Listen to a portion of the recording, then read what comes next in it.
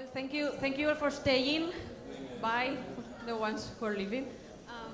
We are the last one, so thank you for staying till the last debate. It's been a great journey, and thank you for the invitation. I'm part of the team of Hosteltur, that is a media company related with tourism and the travel industry. We've been learning about technology, innovation, and data, and now we are going to keep learning about big data and smart data. According to, well, I have a quote from IBM actually that we published on Hosteltur that says that 90% of all digital data has been created in the last 2 years. That means that we are in a time where digital data, the way we share it, the way we consume it, is exploding. In the travel industry, by analyzing a complex set of data, we can obtain information that can help our businesses. But how can we get that data? And more importantly, how can we get business information from the data? To answer that questions, we have on stage already Carlos Cendra, Chief Officer at MABRIAN.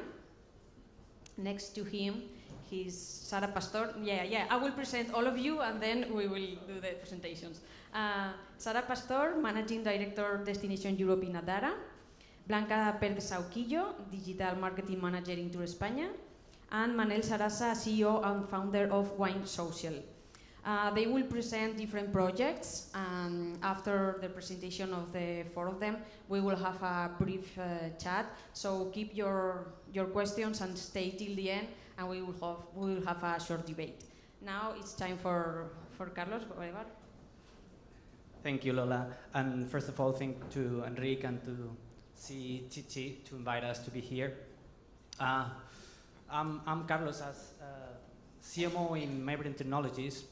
One of my biggest missions is to combine the players on the tourism sector. That data analytics, are not an option anymore. It's a must.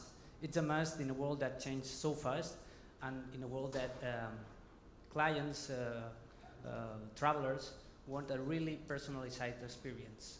The standard doesn't work anymore, and we want unique experience. So that's why we really think we are in front of a paradigm change. The intuition era, it's over, right? This is our claim. We think that it's time to stop making decisions based in historical and not really updated data, and a really big part of intuition, right? So that's why we say intuition must be over.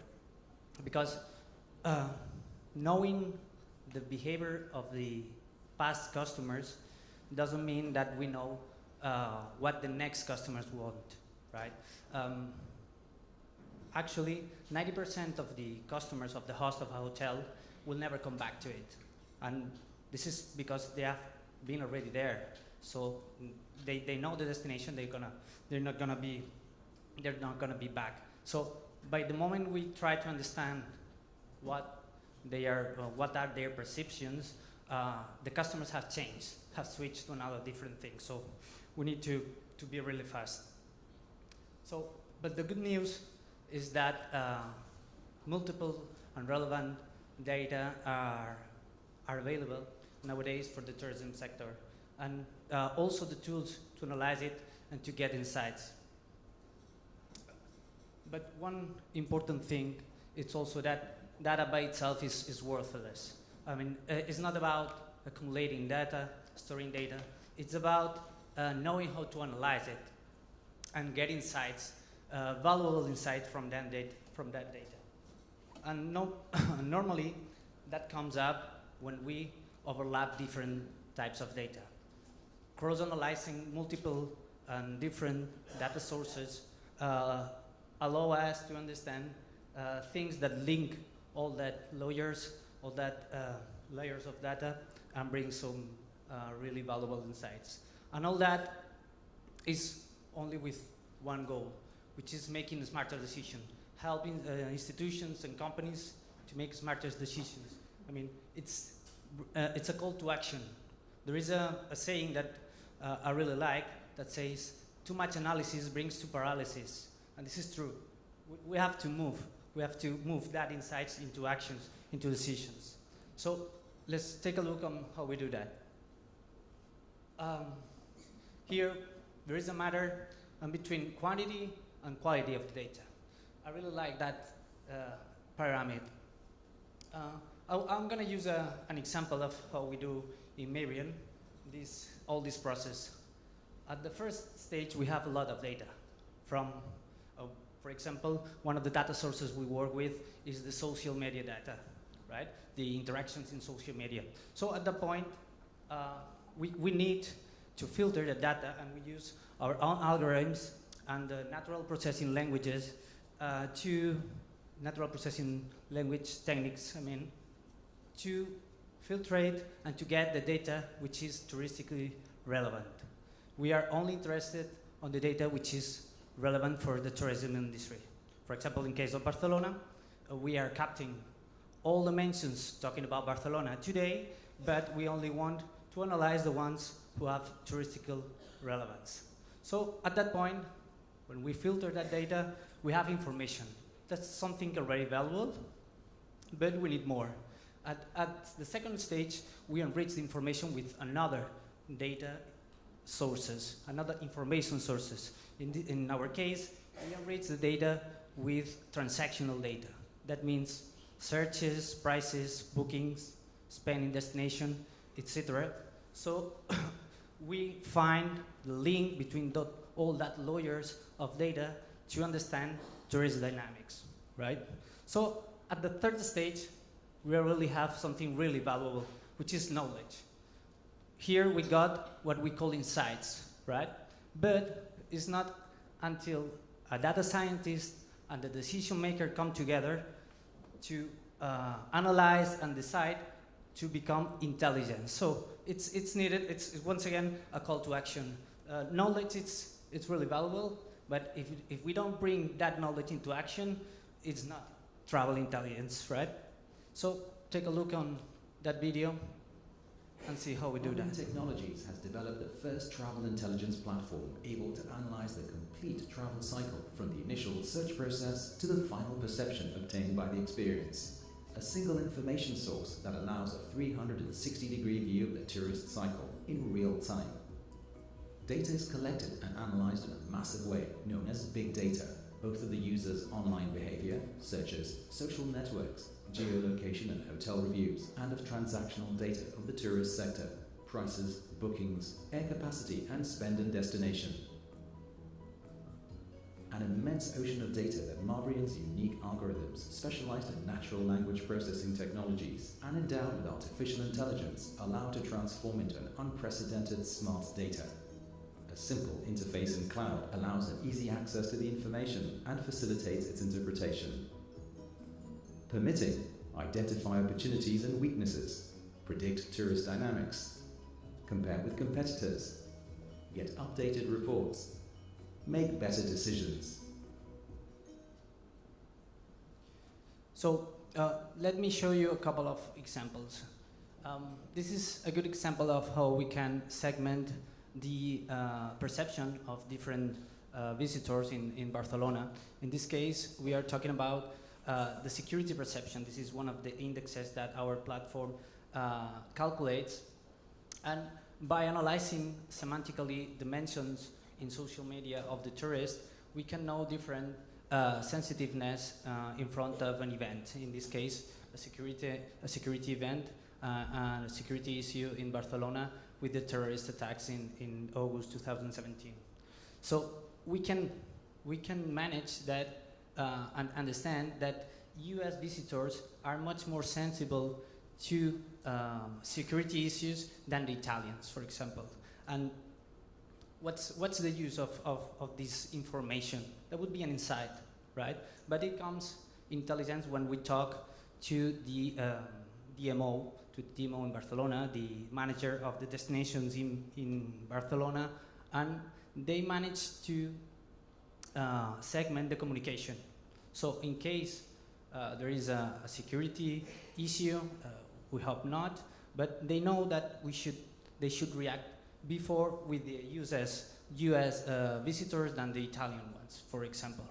Another good example would be the spending patterns in destination, right? I'm sure you have heard lately a lot about over-tourism, saturation, and these kind of problems that are occurring in the main cities, in the main tourist cities in the world. That lack of opportunities, of resources, and even space in the cities make the destination managers have to segment and to target much better the tourists they want to reach, right? And one way to find a valuable tourist is by these patterns. We can know how much they spend, but also where they spend. Accommodation, retail, restaurants, transportation, etc. So at this point, in MABRIAN, we're going to go further and step up one phase more, one stage more, and go to predictive models.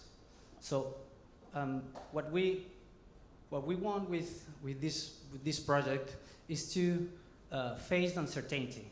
Nowadays, well, uncertainty costs money, that's obvious. We don't know what's going to happen, so the decisions are made, as I said, with a really big part of intuition. And in this point, we can predict, we cannot know the future yet, right? But we can reduce the risk on the process of decision making on the industry. And that means a lot of money. In 2017, $1,000 billion were invested in the tourist sector. So what's the price of reducing that? It's really valuable. And to end, a last example of the predictive insights. By the end of 2017, we predicted that the interest among the Spanish to visit Colombia had increased 88%. And by the end of the second semester of 2018, we already know that the visitors has actually increased 54%. So today it's possible to predict the future, to reduce the uncertainty on the decision-making process. That's it. If you have any question, I'll be around. Thank you. Thank you. We are now going to listen to Sara Pastor and Blanca Pérez-Sauquillo. They will speak about the big data use in an online marketing campaign to measure the return of investment in tourism destination marketing.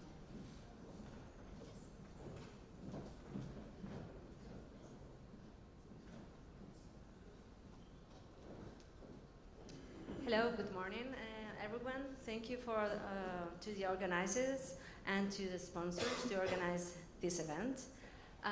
First of all, I want to tell you that I'm very happy to share this stage with my friend and colleague Sara, and also with Lola, because maybe you haven't noticed that we are the only three women speaking in this conference. This is not a big data, this is a small data, and this is links with one thing that I want also to share with you. I'm not really agree what you mentioned before about the era of intuition has finished.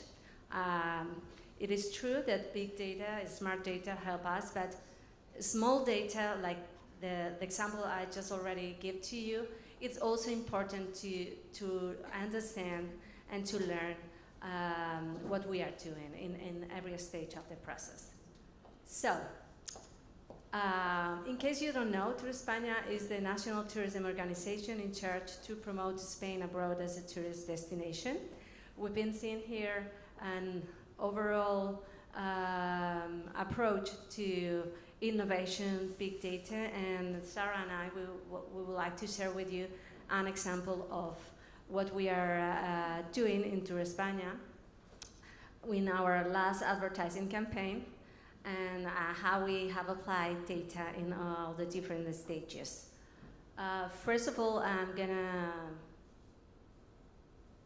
present a video that explains what was our goal on this, our latest advertising campaign. Thank you. España, un maravilloso país elegido por millones de turistas todos los años. En Tourspain nos esforzamos para que visitantes de todo el mundo nos elijan como destino. Por ello, seguimos apostando por atraer a un turismo de mayor calidad. Un turista curioso, interesado en lo auténtico y que desea venir a conocer nuestros encantos. Para ello, debemos afianzar la marca España como un destino turístico lleno de posibilidades. Porque más allá de toros, sol y paella, tenemos que mostrar nuestras infinitas propuestas a los potenciales visitantes. Pero, ¿quiénes son esos potenciales visitantes? Pues, en Tourspain hemos puesto el foco en lo que llamamos turistas cosmopolitas. Un perfil de viajero que tenemos muy bien definido y del que conocemos sus gustos y su forma de viajar. Les apasiona conocer nuestras ciudades, amantes del arte y la cultura española y de nuestra gastronomía, y con un poder adquisitivo muy superior a la media actual. Un turista que planifica su viaje en busca de vivir experiencias únicas, y qué mejor que España para poder encontrarlas. Por eso os presentamos España es parte de ti. Un claim que, además de ser sencillo, cuenta con una fácil traducción a todos los idiomas. La campaña tendrá comunicaciones segmentadas en función de los perfiles y motivaciones de los usuarios. Hemos hecho 4 spots: cosmopolita individualista, familiar, senior y mercados lejanos. Para cada uno de estos targets hemos creado un tipo de comunicación específica en la que hemos personalizado los personajes, las motivaciones turísticas y las experiencias y sensaciones más afines. Y contaremos con una campaña gráfica en exterior, publicaciones y ámbito digital con 30 imágenes inéditas de nuestra oferta turística y experiencial. España es parte de ti.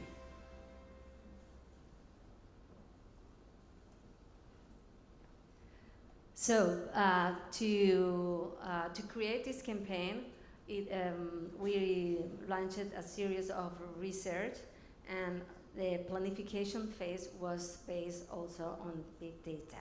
We identified this profile that we call cosmopolitan. Then our challenge was to find this cosmopolitan traveler through the website and impact them, and then to measure if we were doing the right thing. We are a public organization, and there is an important thing, which is accountability. We need to explain how we are investing the public money. And this is why we decided to partner with Adara. Thank you, Blanca.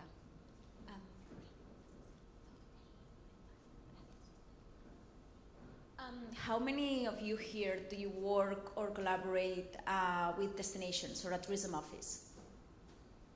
2, 3, 4. Okay. So I assume the challenges that Blanca just explained sound familiar to you. And what we will show you is who we are, who is Adara, and then specifically how we help Tourspain with the Spain is Part of You campaign. So who is Adara? Did any one of you besides Susana over there from the Hungarian Tourism Board who already know us, did you know about us before? Anyone? Angel? Enrique? Okay. So we are an American company, and what we do is, we are saying big data, but I don't like big data per se. What I like is smart data, because you can have a pile of data sitting, which a lot of companies and organizations have, but that does not mean that it's intelligence, as Carlos was mentioning. So we collaborate. If you think about the tourism sector, we work with hotel chains, airlines, meta searches, GDSs, OTAs, car rental. This is just an example of the partners that we are working. And what they do is they give us their data on what people are searching, booking, and loyalty program. And this is in real time. And as we have it in real time, what we allow is to be able to connect dots on how travelers are moving through the customer journey, from the exploration to the planning to the booking, the traveling, and the reflection.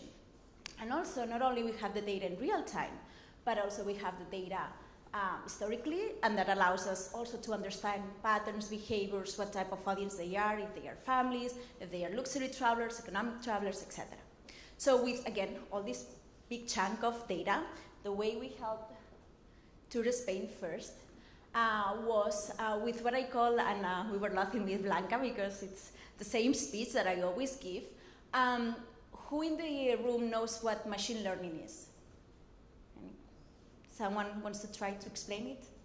No? Please?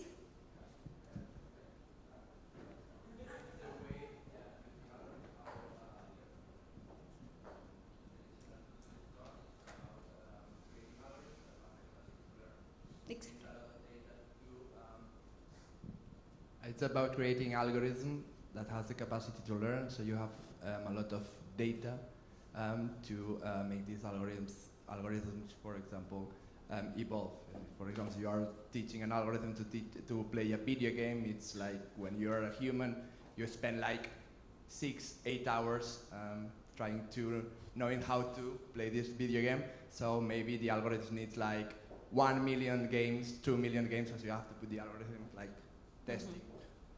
Proof a mistake, proof a mistake, proof a mistake until it learns to play it well. I don't know how to explain it well, but it's perfect. Okay. Actually, what you said, it's what Blanca was laughing that I repeat. It's the algorithm learns. They are not intelligent. They are an algorithm. They need the data, you know, we are feeding them. They act. That's the second phase. They try. And then what you were saying, they say if they were right or if they were wrong, and if they're wrong, you know, they learn again. So remember this, you know, learning, acting, and measuring. And this is how we apply not only this process in the algorithms and machine learning that we are doing, but also how we collaborate with destinations. The first one is the learning. When Blanca told us, okay, we want to focus on the cosmopolitan traveler, okay, who is the cosmopolitan traveler? They had their definition, and what we did, it's looking in our data and what data points we were gathering from the travel partners to understand how we could make that definition translated into our ecosystem.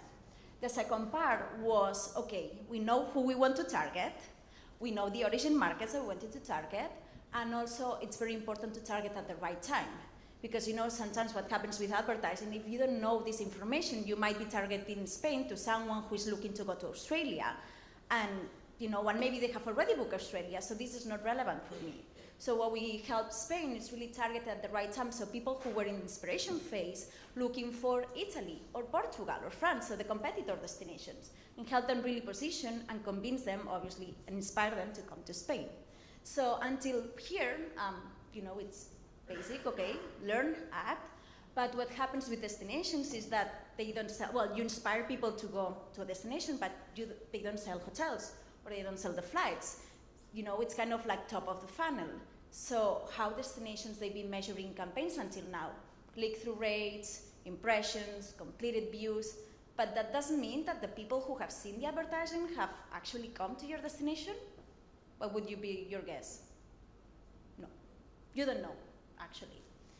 So this is what we did. We tracked the whole campaign of Spain is a part of you, and at the end of the campaign, we were able to show to Spain people who had seen the videos, the display, Facebook, etc., all the different media channels that they were using, how that translated into searches and bookings of Spain in terms of hotels and flights.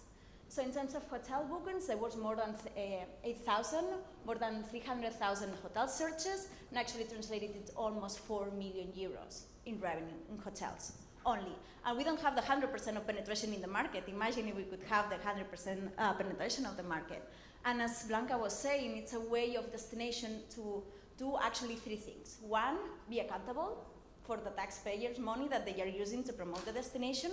2, the tool is actually in real time. You can check it, it has only 5-hour delay, so you can optimize the campaign as it goes. You don't have to wait until the end to know if the strategy that you applied was working or not. And 3, to be able to understand what type of travelers was coming to your destination.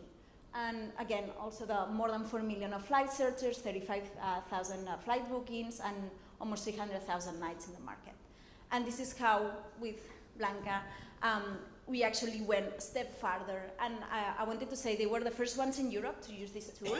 And it takes a lot of courage because it's actually really measuring what you're doing.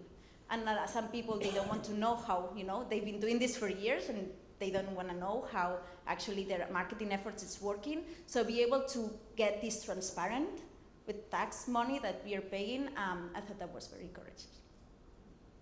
And as a result of that, I finally could get more money for my digital advertising campaigns.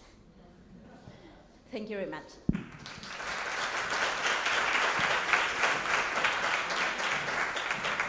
Thank you. And finally, we're going to hear to Manel Sarasa. He has a company that is WINEISSOCIAL, and they are able to personalize the experience on the website and also even predict some trends in the wine industry, right? Thank you so much to the organizers, to the table, to the sponsors. It's a pleasure to be at this school. And I guess here in the table I'm a case study. I've seen that you have a conference on entrepreneurs. I'm an entrepreneur. I'm in my third business. My two other businesses were Wacky and Open Bravo, and now I'm in the fantastic wine world. And I think it's relevant, the case of WINEISSOCIAL. So what I'm going to do before the table is just to give you a hint on how do we use technology, data, to basically create something very different in the wine world. And we have two businesses right now. Probably from our website, the ones that you know us, think that we are a B2C, a wine shop, a wine club, and it's right. But we also have started a B2B business, so we sell wines right now to restaurants. And what I'm going to do is just briefly explain you how do we use technology to do that, right? So, yes, okay, good. Without this, I cannot pass the slides. Okay, so first of all, basically this is the insight we were using to create something, to create this company, which is wine is fantastic, but it's very difficult, right? It's difficult for consumers. Consumers are lost. The offer is super fragmented, so how do you choose if you don't know how to explain your taste, right? Second, it's difficult for restaurants to manage this category. So I think there's a lot of expertise in food, maybe less in wine, and this complexity also affects restaurants. And small producers, in this case, wineries, have a problem to actually connect with demand, right? So our mission is to make wine easier to love to all those components. And I'm going to explain you how we do it very easily. First of all, innovating in the communication of wine. So we created here with experts in the industry coming from El Bulli, a new wine language, inspired a bit on the categories which have a fragmented offer, like music or literature or cinema, that you have styles to choose. We were missing styles in the wine industry, right? So we created these styles that allow us to basically help consumers select wine, talking about styles, right? And then it's where basically the technology comes into play. Sommeliers basically help us discover wines that have a potential to become wine hits. We basically ship those wines to consumers in a wine club format. So we, as I told you, we've created basically a wine shop and a wine club offering, which consists on two different wines selected to the taste of consumers. So all our consumers start with a quiz in which they answer easy questions about their taste. So if you go to our website, you will find a quiz that's to register. Basically, you need to answer questions about your taste. This is basically something that is only going to take you 3 minutes, but the good thing is that we know everything about you, because we know the styles you like, we know if you are, how much do you spend, we know your, tasting profile, your attitude towards wine. Are you someone that likes good or well-known brands or more discoveries?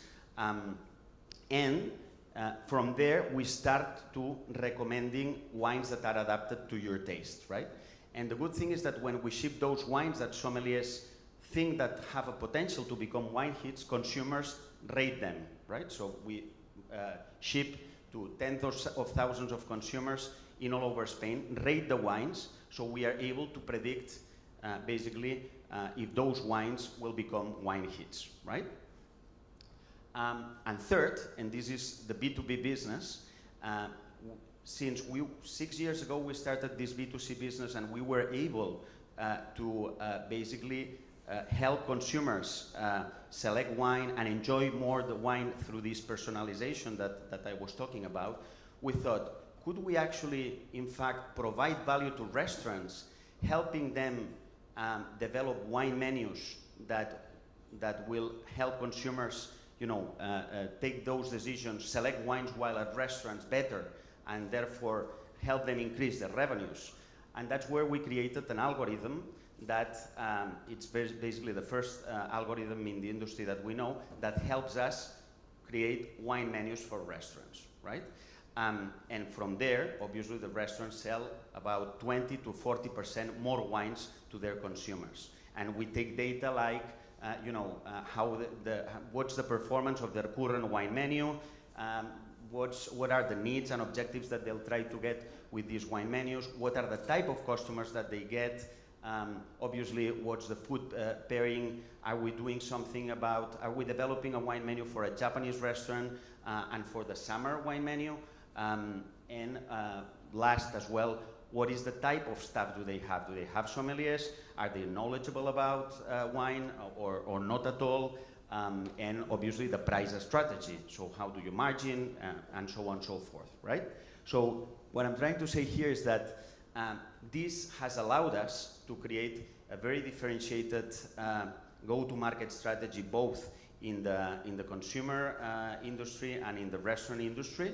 Right now we have more than 250,000 consumers that have gone through the quiz. So we have data on 250,000 wine consumers in Spain.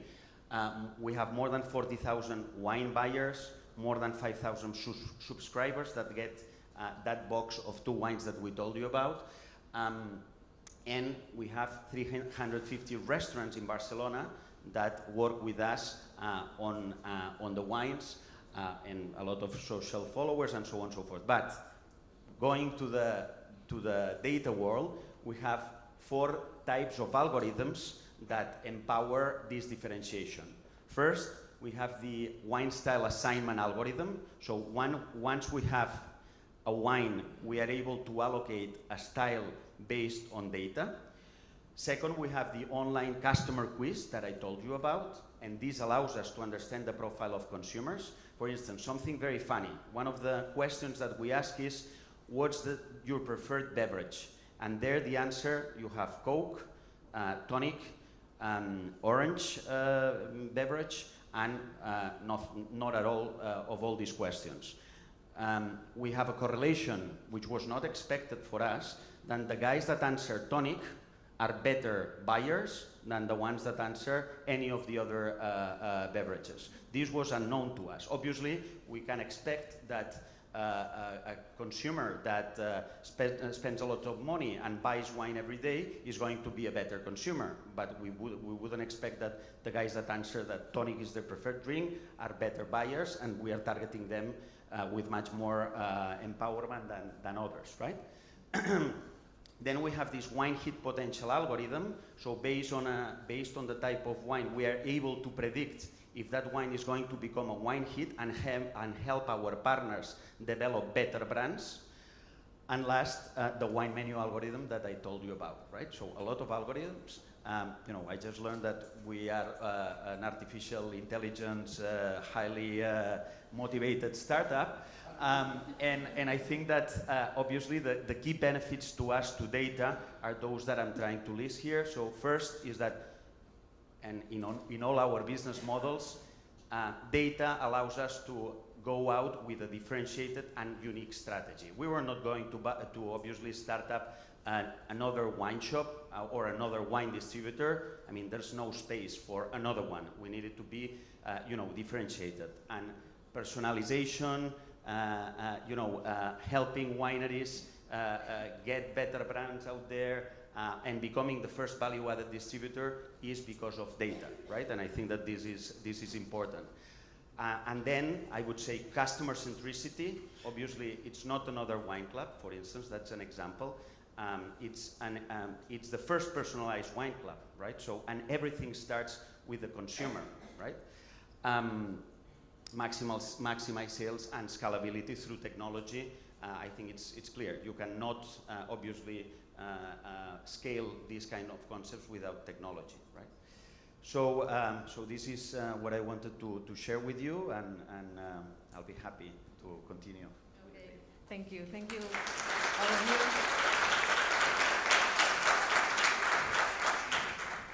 I think we're out of time, but we have time for a short debate. Okay, I think we have 10 minutes. If you have any questions using the app or just hold your hand, we will please to answer them. By the way, I have a lot of questions for you, so we can stay for as long as you want. But since we were talking about personalization, I would like to know how far do you think we can get with personalization using big data? Because you also work with audience, segmented audiences, you can like identify different groups, but you can have like a profile for each people? Now? Yeah. That's actually a very good question, but I don't think it's how far, because how far I can see this person just book a flight from New York to Barcelona, so as start surfing the website, I can show them the type of hotel that he or she likes for the prices of that date, so you can go as detailed as you want, but it's how much, how far you want to go. And the reason behind it is because sometimes you think about big data and it's like, okay, you go crazy about, I'm going to personalize everything to the detail. But whenever, sometimes I'm speaking to clients, it's like, no, I want to just target people who are looking for this and this and this, that they live here, here and here. And I'm like, well, you might be missing people that maybe you don't think they might be your right client, but just because you don't know. So I always say big data has this power of helping you really like speaking, as I was saying before, to the right person at the right time, in the right channel, with the right content. But if you go too narrow, if you go too niche, it can also be, instead of being beneficial, it can be all the contrary. So when you think about this, I always say, imagine that you are in the sea. When you go fishing, if you decide to fish only in one part of the sea, you're gonna just get as much as you can get there. But the algorithm, what it helps you, it's just like throwing nets through the sea, and then it learns where are the fishes that, where you can get them, and then apply again this measuring where it's working, and then apply these learnings. So that, yes, you can personalize, but without, narrowing too much. I think Blanca has also something to say. Yes, thank you. As Sara mentioned, the sky is the limit. The problem is not how to segment your audience. The really important thing, in my opinion, is the second part. How do you react? Once you have identified this different audience, do you really have different content, different products to offer to each of them? Because if you don't, it's better just to don't try to do such a big number of different audiences, but select, like, I don't know, like 2 or 3 buyer persona for, in my case, for origin markets, and try to focus on those, because those are the ones that are more profitable. It's not just segment audience. You cannot get through them, like, there's no... There has to be a reason behind. Yes, I agree with all that has been said. I think that for us, this can go to the limits. So the reason why we believe technology is going to enable the best wine consumer shopping experience is because the first wine that I'm going to show to you is going to be the one relevant to you. And I don't need to show the wine that is relevant to another person and have the same experience, while at the end of the day, taste is personal, right? And I'm just going to give an example that probably a lot of you have experienced, and it's not in wine. It's the case of Netflix, right? So most of you are Netflix users. So when you connect with your user, your experience is completely different than the one that my wife has. And the films that are shown to my wife are those that are relevant to my wife. And that's why she doesn't want to watch films or that I watch films with her user, because then the recommendation engine really breaks up the recommendation. But one incredible thing that I discovered the other day is that the series Maniac, so it's a series of Netflix, the carátula that is shown to my wife has a different picture than the one that is shown to me. Because the picture of my wife is romantic, blah, blah, blah. The mine is technical, you know, really threatening. You know, my wife is never going to watch Maniac with my carátula. So it's really amazing because they even sell you the same product with a different picture. And that's, you know, the experience that it can go to the limits. It can go to one-to-one. And do you think the companies in tourism sector, they have the right tools to do that smart data? Yeah, I think every time, and lately the last years, more and more tools and companies about data analytics are coming up, and it is being much more affordable for everyone.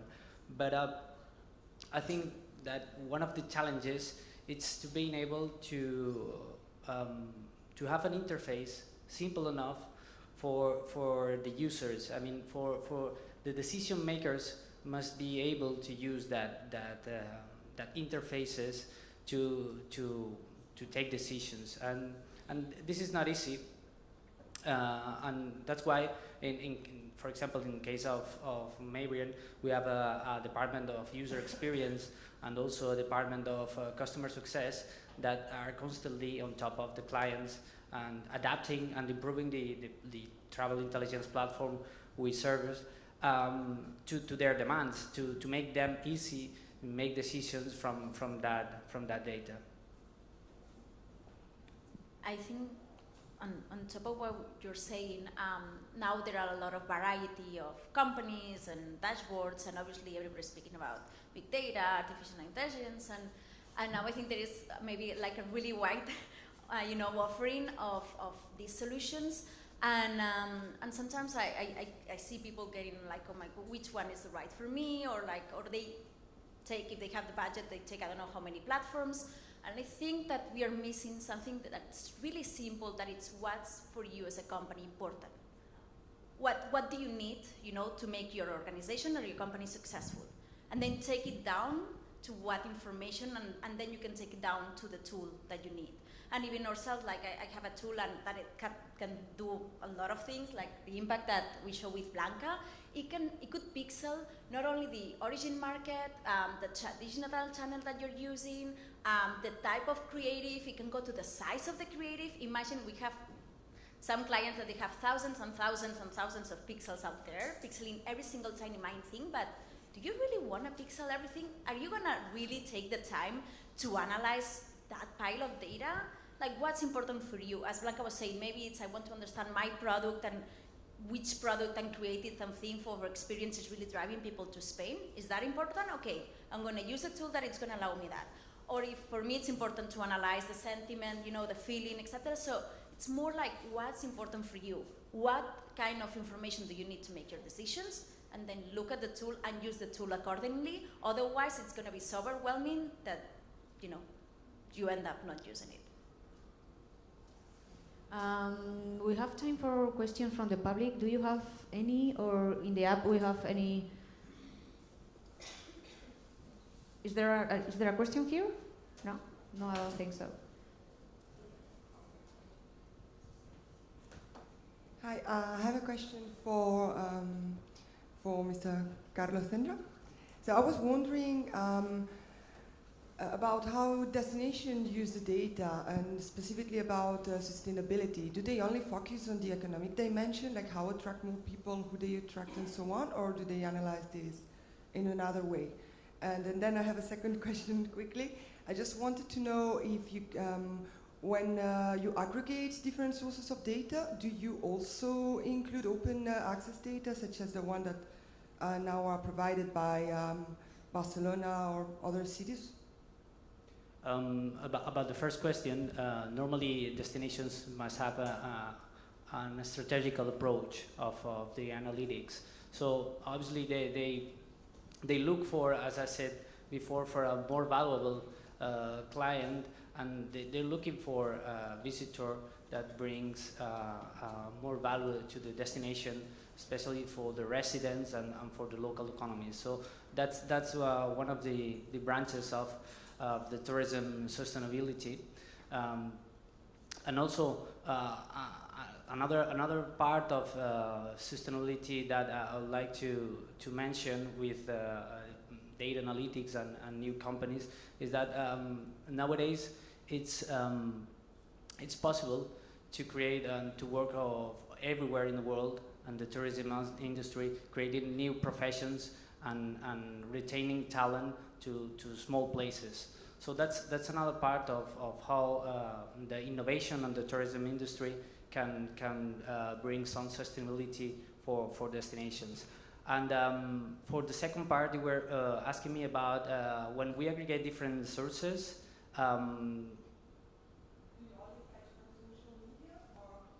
No, we use several sources. We use mainly two blocks of data: the behavioral data, which is the social media data, the reviews data, like in portals like TripAdvisor, Booking, etc. Geolocated data also.